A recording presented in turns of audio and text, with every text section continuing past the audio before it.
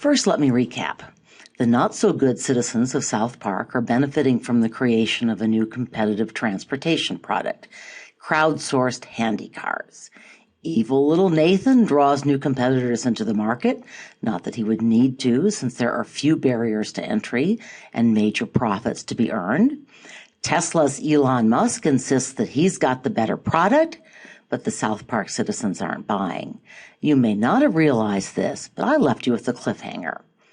Just how many handy car trips should Timmy and his competitors be selling in South Park? Or, to put the same question in econ speak, what is the output that maximizes handy car profits in this highly competitive market? Alas, I do not have any ready-made charts and graphs for handy car ride production. I do have numbers for Uber ride production, but they're so high we would all need to use scientific notation, and I don't think that would be fun. The competitive market example that my old textbook used, and therefore the example for which I have ready-made PowerPoint slides, is really almost as strange as handy cars. It is the competitive market for farm-raised catfish. This is a real business, by the way. Here's an actual photo of a catfish farm in Georgia. This is not an actual demand graph for catfish. It's the same old increase in demand graph that I keep showing you. But this graph does represent what happened to the catfish market in the 1980s and 1990s. During those decades, consumer tastes changed, or at least a lot of doctors told their patients to eat less ribeye and more fish. Demand for fish increased. The quantity of fish sold went up. The price of fish, including catfish, went up as well. And no surprises here, a rising demand and rising prices for catfish lured a lot of farmers into the business. Here's something I just found. This actually wasn't in my old textbook. It's a U.S. Department of Agriculture graph of catfish production by millions of pounds. That's the blue line. And by dollars, that's the red line. By the way, I tried to find out what that green line is. It's labeled death mill dollars. I don't know what it means. It came up empty when I searched. If you have a theory or even better an answer, email me. I'd love to know. At any rate, catfish production went up from about 50 million pounds in 1980 to about 650 million pounds in 2002. Not quite Uber or handy car levels of growth, but still, all in all, pretty impressive. One reason that this competitive market developed so rapidly is that there were a lot of farmers in the Mississippi Delta cotton belt who were looking for a more productive use of worn-out cotton fields. Turns out it's relatively easy and inexpensive to dig catfish ponds, put in some basic aeration equipment, and start growing catfish instead of cotton. Note that the quantity in pounds and value in dollars are rising pretty much in lockstep until around 2000 when they diverge. Any guesses about what's happening? Well, this chart gives a hint. Catfish production went up, but catfish prices stayed pretty stable, and then they declined. By the way, I also couldn't find an explanation for the difference between blue line catfish prices and red line catfish prices. It may represent different varieties of catfish, but at any rate, the market price for catfish, the price the farmer gets at the farm gate, that means from wholesalers, did not go up the way production did. Unfortunately for catfish farmers, they're stuck with the farm gate price. They are, to repeat a phrase I used in my last lecture, price takers. Even a really big catfish farm can't produce a large enough share of the market production to affect price. Price, on the other hand, will affect a catfish farmer's production decisions. Try to let this slide build properly. Sorry. This is just a graphical illustration of the point I just made. Changes in taste, income, and the availability of substitute fish, like farm-raised trout, for example, will affect the demand for catfish. Costs of production inputs, technology, the number of suppliers will affect supply. But at any given moment, the place where this supply and demand meet is the equilibrium market price for catfish. So, any individual farmer's demand curve is actually a horizontal line at the market price. In a perfectly competitive world market for catfish, one catfish farmer can sell as many catfish as she wishes to and can produce at the market price. Selling below the market price won't change that market price, so it's just stupid. Trying to sell above the market price means the catfish farmer won't sell any catfish at all.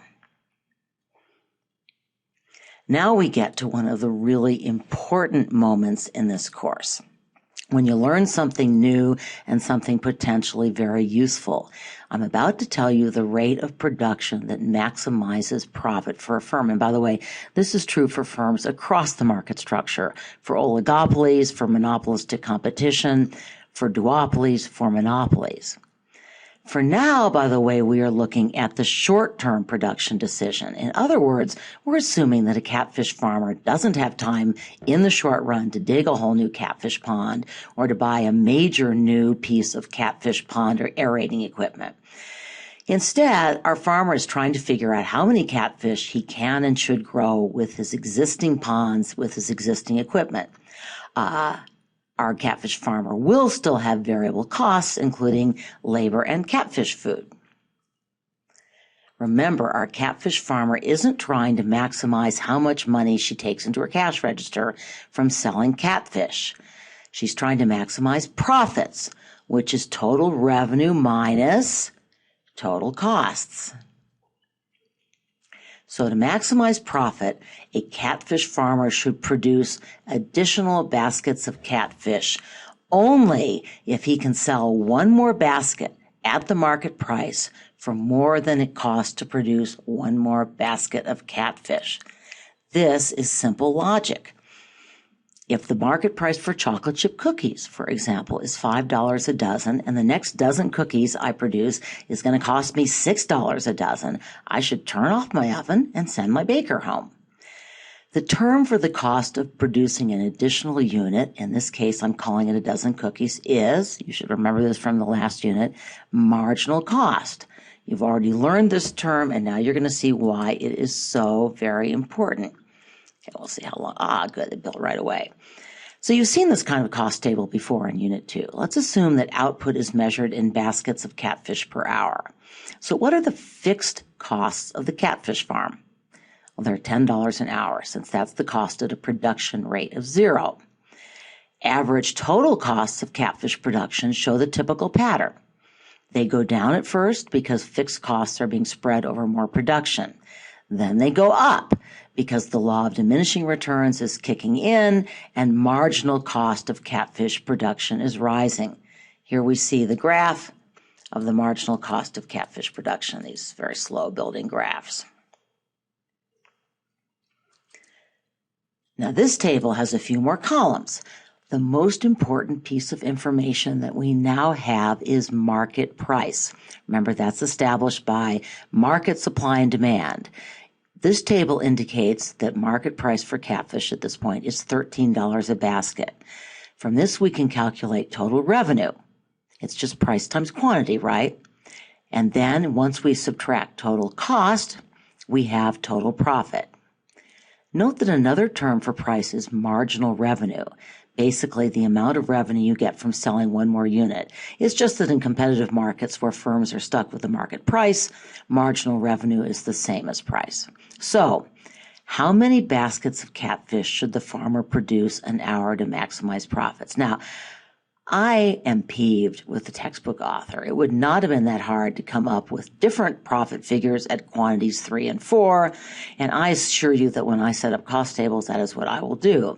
But the basic rule, the profit maximizing rule, learn this, memorize it. You'll be asked it in a whole variety of different ways on your unit test. So the rule is a firm keeps producing until its marginal costs equal its marginal revenue, which again, for a perfectly competitive firm is the same as price.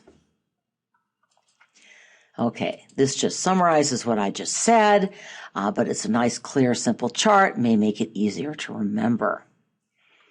And now we get into the squirrelier graphs. Here's the profit maximizing point of production shown on a graph. So we see the price. Again, it's a horizontal line at the market price. That's the demand curve. We see the marginal cost curve. And now, helpfully, we're adding, I hope. Oh, I'm sorry. I thought they were going to add the average total total cost curve, but not for this one. So we see the marginal cost and we see the price. At any marginal cost below the price, it's still increasing profit to continue producing. Marginal costs beyond the price, that is beyond the quantity of 4, marginal costs are greater than price. I should have read ahead in my notes here. I was forgetting which slide was building here because there's a trick question, which I've actually already given you the answer to. How do you calculate total profit just from the information on this graph? And the answer, as you probably figured out, is that you can't, because to calculate total profit, you need to know average total cost. They're coming, I promise. Marginal cost just tells you the cost of producing your last unit or your next unit. Average total cost tells you the cost per unit for the entire production run. Once you have the cost per unit, how do you calculate profit? Okay, so profit per unit is price minus average total cost. So if I sell chocolate chip cookies for $6 a dozen and my average total cost per dozen is $4, then my profit per unit is going to be $2, and we've done this before. Once you have that information, how do you get your total profit for your entire production run? You just take your profit per unit, which again, remember, is the price, minus the average total cost, or the amount you get per unit, minus the amount it takes to make a unit, and then you just multiply that by the quantity. And now we get to the graph that I thought I was going to see before. Sorry about that.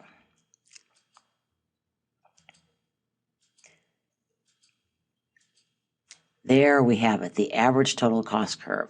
The difference between price, you see that black dot where the marginal cost intersects the blue price line, and the average total cost, which is the point on the average total cost that price is going to hit, that gives you the amount of profit per unit. And you see the cost per unit is the rectangle below. And there in orange is the profit per unit.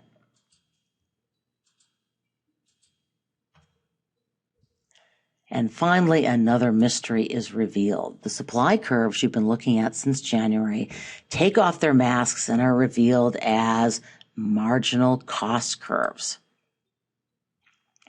Okay, you remember, I hope, that we find a market supply curve simply by adding all the individual supply curves in the industry. And now that you know, what we're really talking about are not supply curves or are supply curves under disguise, they're really marginal cost curves. But notice that while all firms in a competitive market are stuck with the same price, they are not all stuck with, or they do not all produce the same marginal costs. Some producers are more efficient and have lower marginal costs. So let's hold that thought for just a minute and take a look at the combined or market supply curve for catfish. So what does this mean for some Georgia cotton farmer who's wondering if he should borrow his brother-in-law's backhoe and drive off to one of his fields and start digging? The answer is he should start digging if he stands a chance of making a profit. That's assuming, by the way, he couldn't make a greater profit in cotton. It's precisely because a whole bunch of farmers made this calculation and drove off with their backhoes that many of them got into trouble. So what happens? Here's the market demand. What happens when you continue to have new entrants into the market? It's kind of fun to see this build, actually, because you can think about it. It means that your supply curve shifts to the right. There are more suppliers, so even if they all have the same marginal costs, you still have a production, you have a greater production, and much more significantly, you've pushed down the price. So, okay, this next one, I'm afraid, is really going to take a while to build. Sorry about that. Okay, now we're going to see what happens as the market entry pushes the price down and reduces the profit of competitive firms. So there you see one supply curve, one marginal cost curve, but they're still making a profit. So new suppliers enter the market. Okay, here we have, actually, I take it back. There's your profit at P1. Actually, I like the way this builds. So there you see your profit is your difference between price where it intersects with marginal cost, and the average total cost at the same point multiplied by quantity. And at this point, you've actually got pretty good profits, which means the more guys go and borrow that backhoe and come and dig a catfish pond. Oops.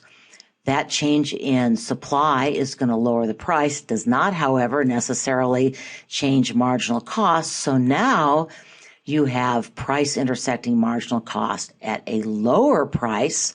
The distance between the price and average total cost at that level of production is lower, and you have fewer profits. But they're still making a profit, so still more people borrow their brother-in-law's backhoe and dig catfish ponds.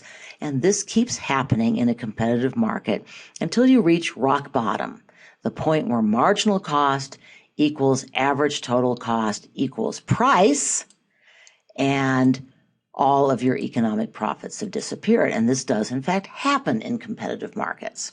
At price P3, there is no longer a difference between price and average total cost. In other words, at the profit maximizing rate of output, the point where price equals marginal cost, price and average total costs are the same, and again, profits per unit have disappeared. Some farmers at this point will leave their backhoe on the driveway, will let dirt fill up their catfish ponds, will either decide not to enter the market or will actually leave it. Sorry about something very noisy happening outside. This is a competitive market in long-run equilibrium. Price equals minimum average total cost and economic profit is eliminated. So how does anybody stay alive in these shark-infested waters? This chart may be a little hard to read, but if you can figure it out, you'll get the most important answer. I actually snipped this chart from a study of catfish production in 1991 along the upper Texas coast. The internet is so fun. Forget the all fish category on the right. Concentrate on catfish, which is the column on the left. The categories represent small, medium, and large catfish producers. Down at the bottom, it shows you how those three terms are defined. And what you see are total cost. The chart wasn't quite clear, so I added the term cost there. Total cost and total revenue in terms of dollars per pound. So really what you're talking about are average. The cost per pound is going to be your average total cost.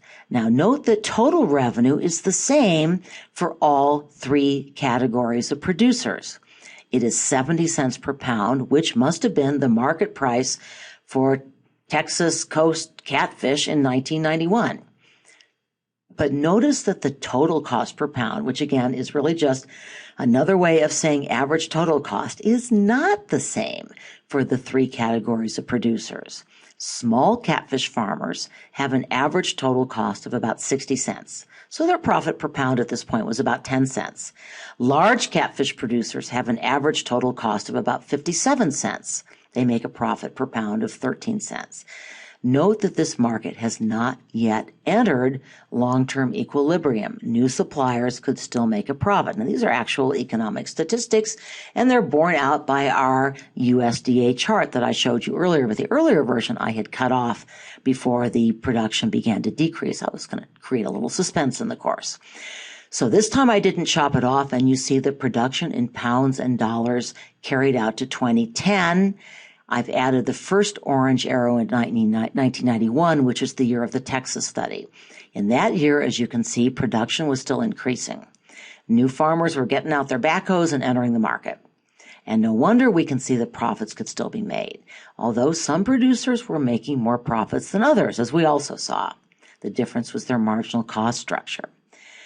In 2003, where I've placed my second arrow, which is about when my textbook was published, it looks like some catfish farmers are beginning to exit the market. Which ones? Well, I'm guessing it was mostly the smaller producers with higher marginal cost. Handicar strikes again. I'm going to stop here and let you work on a practice quiz that mostly involves interpreting cost tables and graphs. You will not immediately have a real quiz upon returning from spring break. We're going to go back and review this, and I'm going to show you some other problem sets and walk you through them. So we are going to practice more before a quiz. You will also have some extra credit reading quizzes over the break and the week after it that might help you gain a better understanding of competitive markets, and they'll be about Uber, which is fun. Still feeling confused? This is not easy stuff. Remember that I have posted this podcast on Perfect Competition. I just took a screenshot. You may find that listening to someone else explain this helps. You may find, would not surprise me a bit, that she's clearer than I am. She's certainly not as long-winded as I am, but she doesn't have as many South Park pictures. Please, all of you, enjoy your spring break.